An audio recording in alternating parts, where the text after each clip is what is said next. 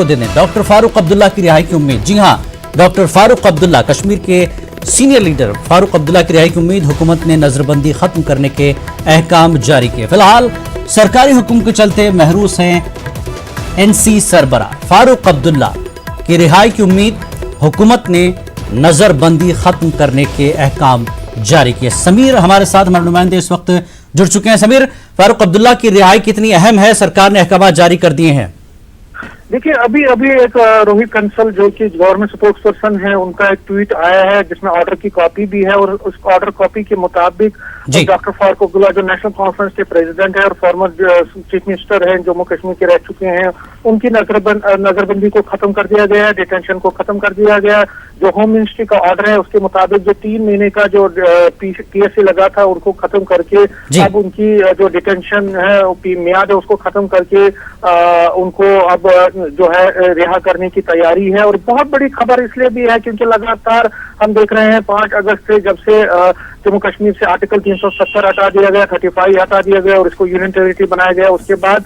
कई जो दर्जनों पॉलिटिकल लीडरान जो है गिरफ्तार किए गए थे, उनको नजरबंद किया गया था। तो उसमें डॉक्टर फारूक अब्दुल्ला, उमर अब्दुल्ला और महबूबा मुफ्ती जो फॉर्मर चीफ मिनिस्टर रह चुके हैं, उनको भी नजरबंद। समीर, अगर हम बात करें फारूक अब्दुल्ला की रिहाई की, हाल ही में पार्लियामेंट में मुलायम सिंह यादव ने कहा था कि हम फारूक अब्दुल्ला को पार्लियामेंट में कब देखेंगे। तो एक बड़ी कामयाबी है अपोजिशन की एक तरह से माने, और खुद कश्मीर के लीडरशिप जो चाहे वो एनसी की हो या दीगर पार्टियां हो, उनका मुतालबा है कि उनकी लीडरशिप को जल्द रिहा किया जाए। क्या उम्मीद है फारूक अब्दुल्ला के बाद दीगर लीडर भी रिहा होंगे?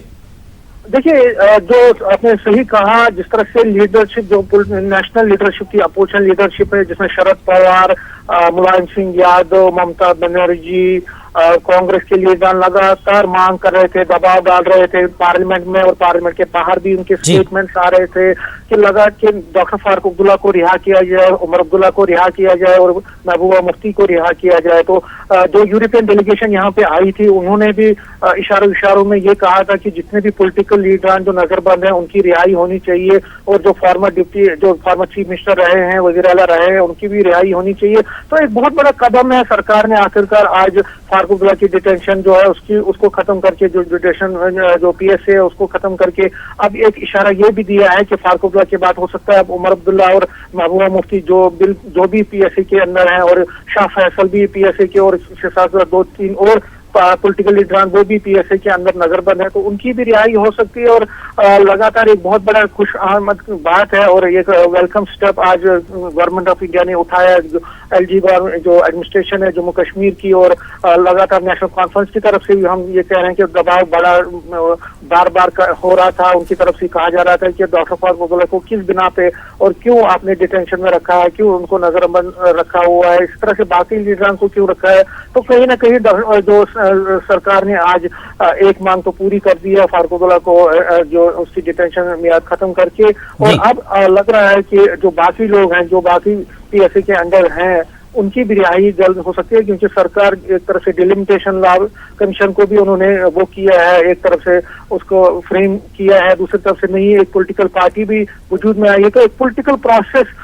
जो है गवर्नमेंट ऑफ इंडिया और जम्मू एंड कश्मीर की जो यूटी एडमिनिस्ट्रेशन है वो अब एक सियासी अमल को शुरू करना चाहती है, और उसी के तहत उसको लग रहा है कि अब जो कश्मीर में हालात भी ठीक हैं, थोड़ा हालात ठीक हो गए हैं, तो उसको देखते हुए अब ये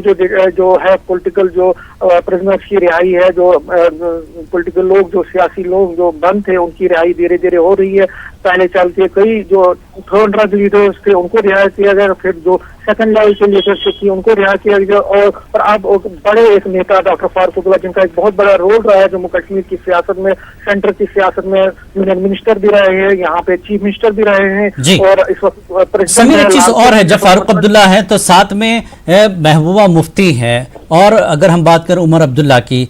क्या पार्टियों के जो बड़े चेहरे हैं, मेन लीडर्स हैं, उनकी उम्मीद अब बढ़ रही है, उनकी रिहाई की उम्मीद हो सकती है? और जो अहकामात फारूक अब्दुल्ला के लिए आपने कहा कि कॉपी ऑर्डर की जो है जारी हुई है साथ में, तो क्या कुछ शराइत भी रखी गई हैं?